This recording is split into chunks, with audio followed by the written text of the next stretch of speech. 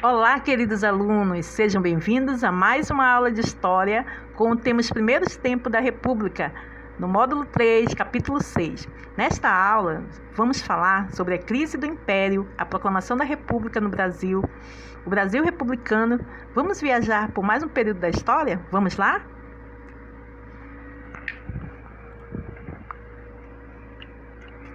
Observe o cenário amplo dessa pintura. Observaram? Observe que há pessoas no primeiro plano e no plano do fundo, né? Os objetos, como cadeiras, uma mesa que parece um altar religioso no fundo. Você reconheceram a bandeira do Brasil? Observem aí. O autor usou a bandeira para representar o regime que tinha sido implantado recentemente no Brasil, que era a República. No final do século XIX, o Brasil deixou de ser uma monarquia e passou a ser uma república, regime político que se mantém até os dias de hoje. Vamos descobrir aqui, na letra A, está perguntando o que as mulheres estão costurando. Observem. Elas estão costurando a bandeira do Brasil, não é mesmo? Isso mesmo, costurando a bandeira do Brasil. Em sua opinião, o que o artista quis representar ao fazer essa pintura? Ele buscou representar em sua obra a construção de uma nova nação que seria implantada com um regime republicano. Mas você sabe o que é uma república? Em caso afirmativo, explique. No caso, futuramente, lá mais para frente, nós vamos falar sobre o conceito de república. Mas, de antemão, já posso falar para vocês que é uma forma de governo no qual o poder vem do povo. Assim, o governo deve ser exercido de acordo com o interesse da população. Nesse regime, o governante é escolhido pelo povo através do voto e seu mandato tem duração limitada, que vamos saber mais adiante.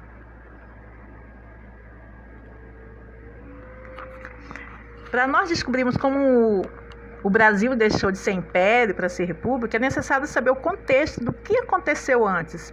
Então, vamos agora saber o que aconteceu para que ele deixasse de ser, império para se transformar em uma nova república. Para isso, nós vamos descobrir sobre a crise no império.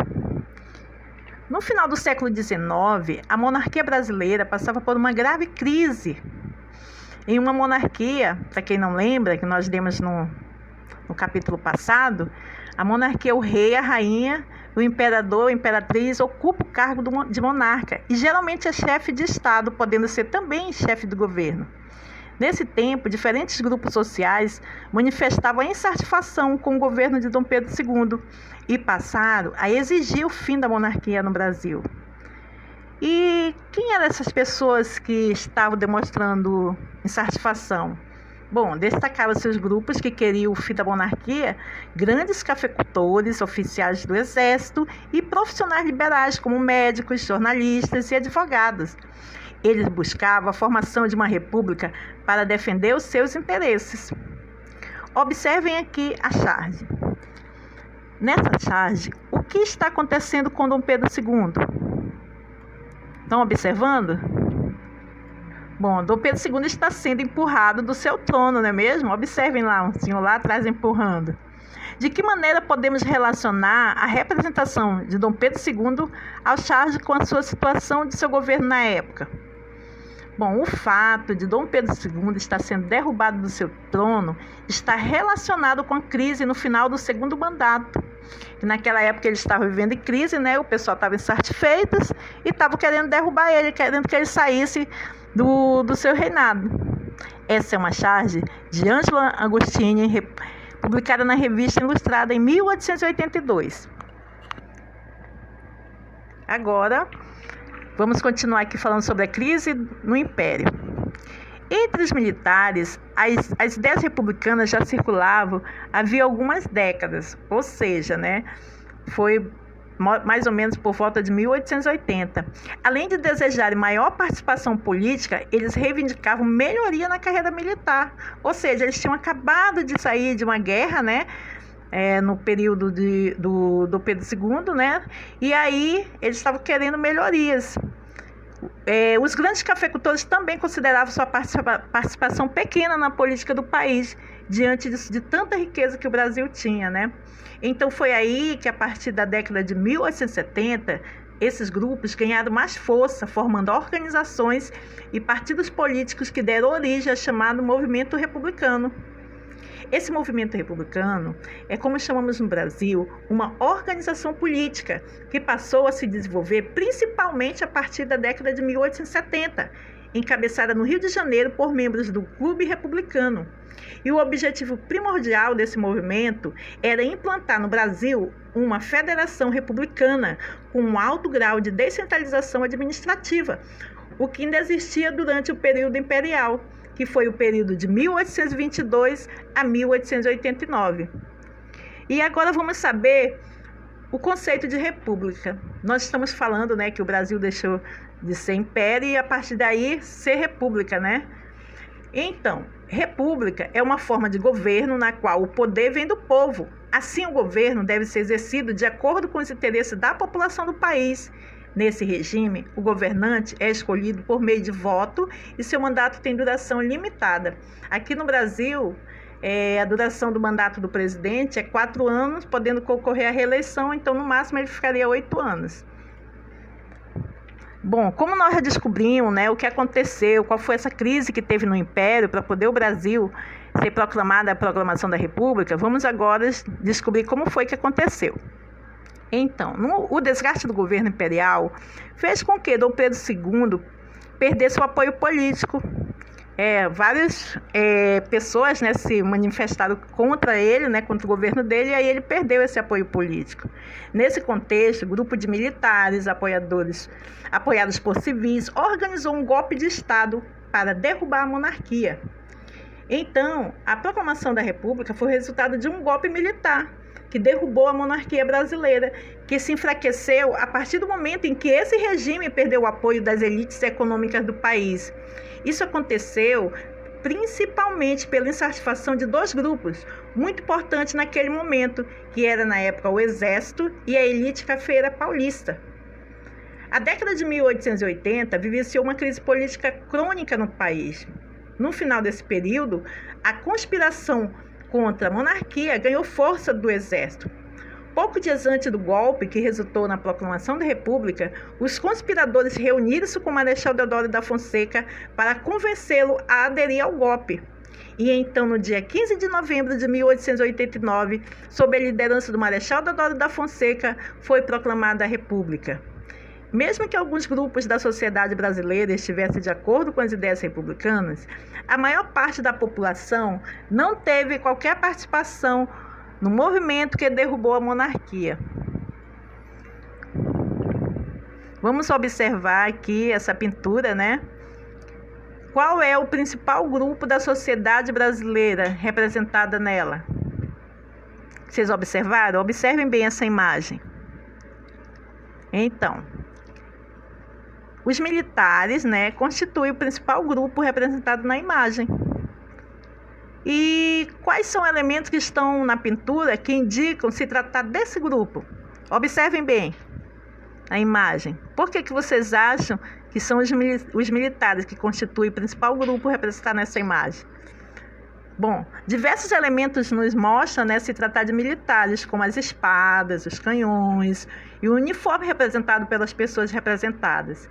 Esse grupo teve grande participação que levaram à queda da monarquia no Brasil. A ausência de grupos representando a camada populares indica que a maioria não participou desse evento. Então, em 1989 foi proclamada a República do Brasil. Bom, essa é a forma de governo que rege atualmente no seu país? Sim, ainda é a forma de governo, pois os governantes são escolhidos por meio de votos e seus mandatos têm duração limitada. Agora, vamos para as atividades? Na questão 1, na página 250, leia o texto a seguir, que trata do período final da monarquia brasileira, e observe as imagens. Em crise, a crise institucional estabelecia-se uma batalha de imagens, enquanto as fotos oficiais apresentavam uma situação estável, uma família unida e alheia aos problemas de ordem políticas. As caricaturas desenham um monarca exaurido e preocupado. Observe a imagem A e a imagem B. Exaurido, para quem não sabe, alunos, é uma pessoa cansada. Então, vamos lá, observar as duas imagens. Aí, na questão A, na primeira imagem a gente vê Dom Pedro II, o imperador do Brasil, e a família imperial, uma fotografia de Otto Renner em 1889. E na imagem B, é uma charge de Angelo Agostini, publicada na Revista Ilustrada em 1887. Na letra A, associe cada imagem à sua interpretação. Aí você vai ligar o que a imagem fala. A imagem transmite a sensação de cansaço, ou então a imagem B, a imagem transmite a impressão de elegância, de união. Aí vocês só vão ligar cada letrinha, né, em cada quadradinho. Na letra B, qual das imagens representa a visão dos adversários de Dom Pedro II? E qual delas é uma imagem divulgada pelo governo? Converse com os colegas e explique os seus argumentos. Tá bom? Prestem atenção e vamos para a próxima atividade, para a próxima página. Agora, já que agora o Brasil passou a ser, né, um Brasil republicano, vamos saber agora como é que eles passaram a viver esse momento, né? Então, os principais compromissos do governo republicano eram a elaboração de uma nova Constituição para o país e a realização de eleições para presidente. Mas você sabe o que é Constituição? Então, Constituição é a lei maior ou a norma de ordem superior, né, que normalmente dispõe sobre a organização do Estado e as garantias e direitos individuais do cidadão, dentre outros temas considerados de maior relevância pelo contexto da sociedade em que é elaborada. A primeira Constituição republicana foi aprovada em 1891. O Brasil, desde a sua independência, ele teve 7 constituições: a de 1824, 1891, 1934, 1937, 1946, 1967 e a que nós estamos utilizando hoje, que é de 1988. Nesse período do Brasil republicano, logo no início, né, da Primeira República, foi extinto o poder moderador. E aí, nós já estudamos sobre isso, sobre o poder moderador no capítulo 5. Vocês lembram o que é o poder moderador? Então, vou lembrar. Bom, o poder moderador ele foi instituído por Dom Pedro I, no primeiro reinado, tá lembrado? Que concedia plenos poderes ao imperador. E então, depois que foi extinto esse poder moderador, foi mantida a separação entre os 3 poderes da República, que é o executivo, o legislativo e o judiciário. O presidente da República deveria ser eleito pelo voto direto, porém, apenas homens alfabetizados maiores de 21 anos não podiam votar. Aliás, podiam votar, né? No passado, ou seja, naquele período, mulheres, analfabetas, os homens com menores de idade de 21 anos não podiam votar. Havia muita falcatrua nessa época, compra de votos, mas isso aí nós vamos saber mais adiante, tá bom?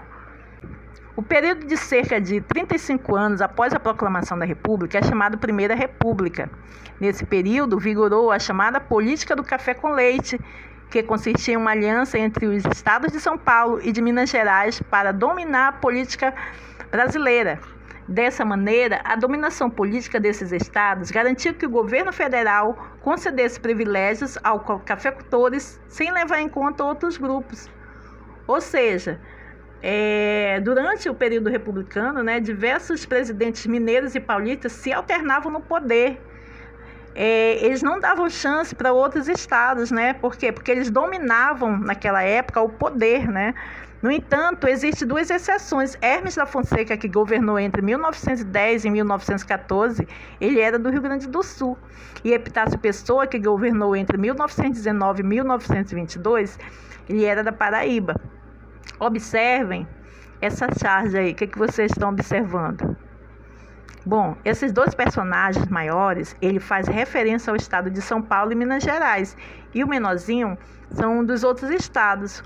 Os 2 personagens maiores encontram-se bloqueando a entrada do novo governo. O artista buscou criticar a alternância de poder entre Minas Gerais e São Paulo, que excluía representantes de outros estados do país de possibilidade de governar. Observe aí essa imagem. E qual foi essa política do café com leite? Bom, essa política do café com leite, durante a Primeira República, São Paulo era o maior produtor de café do país e Minas Gerais era o grande produtor de café e de laticínios. Por isso, a aliança entre esses estados ficou conhecida como política do café com leite. Vamos agora falar sobre o poder dos coronéis. Durante a Primeira República, os grandes proprietários rurais, também conhecidos como coronéis, exerciam um forte domínio sobre a política local. Os coronéis controlavam a população, principalmente por meio de violência. Eles mantinham à sua disposição muitos homens armados, chamados jagunços. Esses jagunços perseguiam e estimulavam quem não acatasse as ordens dos coronéis. Além disso, os coronéis faziam favores às pessoas mais pobres e também as ameaçavam para conseguir sua obediência. Então, o coronel geralmente é um proprietário de terra. Foi a figura-chave no processo, do controle do voto da população rural. Ele era temido, e respeitado. A influência e o poder político do coronel aumentava à medida em que se conseguisse assegurar o voto dos eleitores para os seus candidatos, por meio do emprego da violência e também da barganha. O que é barganha? Troca de favores. Os coronéis, eles forçavam os eleitores a votarem nos candidatos que convinham aos seus interesses. O controle do voto da população rural pelos coronéis ficou conhecido popularmente como o voto do cabresto. A fraude, a corrupção e o favorecimento permeavam todo o processo eleitoral de modo a derrubar a representação política. E vamos falar um pouquinho sobre esse voto do cabresto. O que será esse voto do cabresto? Vamos saber. Com o objetivo de se manterem no poder, os políticos da Primeira República faziam alianças com os coronéis. Nesse período, o voto do Brasil não era secreto. Em razão disso, os eleitores geralmente sofriam pressões para votar nos candidatos indicados pelos coronéis. Esse tipo de prática ficou conhecido como voto do cabresto. Mas o que é cabresto? Vocês fazem ideia, alunos? Bom, cabresto é uma peça que coloca na cabeça de animais, como cavalos e mulas, para poder conduzi-los. Observem essa foto, essa imagem. Observe aí que tem 3 personagens, não é mesmo? Na questão 1, descreva os personagens dessa charge e cada um deles, o que eles representam. Observem essa imagem. Bom, a mulher, ela representa a soberania. E o que é soberania?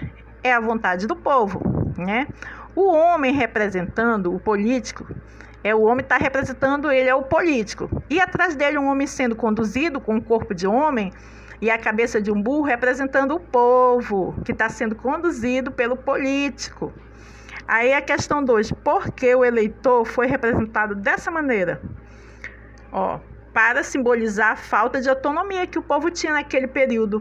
Como o burro, ele poderia ser conduzido conforme a vontade do seu dono e não teria capacidade cognitiva para tomar suas próprias decisões. Vamos entender como as regras eleitorais da atualidade permitem às pessoas mais autonomia na escolha dos seus candidatos e relacionar a prática do voto de cabresto comum na Primeira República com as eleições atuais. Vamos fazer essa leitura, cidadania no dia a dia, para entendermos melhor, votando com autonomia. No início da República, a prática do voto de cabresto impedia que as pessoas escolhessem livremente seus candidatos. Pressionadas pelos coronéis e por causa dos favores que recebiam em troca de seu voto, muitas pessoas não exerciam seu direito de votar de maneira autônoma, ou seja, de acordo com suas próprias decisões. E nos dias atuais, você sabe como funcionam as eleições? Bom, ao longo do século XX, diversas medidas foram adotadas para dar autonomia aos cidadãos nas eleições. Veja alguns exemplos. Olha só, agora nós vamos descobrir qual foi essa mudança que teve, desde do passado, até atualmente. Então, essas mudanças, quais foram? Alguns exemplos somente. Instituição do voto secreto, ou seja, Todos nós temos direito de votar secreto, né? Sim, o pessoal ficar sabendo, o povo ficar sabendo de quem você votou. Instituição do voto feminino, porque antes a mulher não tinha direito de votar. Proibição de compra de voto, agora a pessoa é presa se ficar vendendo o eleitor for comprado, né, seu voto. Estabelecimento de regras para propagandas e campanhas. Agora não pode fazer propaganda, né, na rua, assim, na boca de urna, é proibido. Disponibilização de informações sobre as propostas e o histórico dos candidatos para os eleitores. Bom, e o que é compra de voto? Compra de voto, alunos, ainda é uma realidade nas eleições brasileiras. A observação empírica é que as eleições são caracterizadas por uma intensa negociação de bens materiais, favores administrativos e promessas de cargo, sendo uma prática muito antiga. Ela ocorre dentro dos padrões recorrentes, pode ser organizada por integrantes da própria máquina da campanha do candidato. E o que eles fazem, né? Quais são esses favores? Distribuição de cestas, médicos que dão atendimento gratuito, entre outros. Vamos agora aqui responder a questão A, vamos comentar. Você acredita que as medidas representadas acima podem dar mais autonomia às pessoas nas eleições? Por quê? Sim, o que vocês acham? Bom, é uma resposta pessoal, mas eu espero que vocês entendam, né, que essas medidas ajudam os cidadãos a terem mais autonomia nas eleições. As novas regras permitem mais transparência no processo eleitoral e mais liberdade de voto do eleitor. Temos a questão B, para a gente conversar. Que atitudes as pessoas podem tomar atualmente para votar com mais autonomia e responsabilidade? O que vocês acham? O que vocês têm que tomar? Quais são as atitudes para vocês terem mais autonomia e responsabilidade? Também uma resposta pessoal, mas eu vou citar alguns exemplos. Conhecer as propostas dos seus candidatos, verificar o seu histórico de atuação como político e como cidadão. Ou seja, valorizar, né, votar, né, e para não ter arrependimento mais tarde. Bom, alunos, e assim chegamos ao final de mais uma aula em casa. Espero que tenham gostado. Na próxima aula, daremos continuidade do capítulo 6 do módulo 3, sobre os primeiros tempos da República. Muito obrigada pela atenção. Tchau, tchau.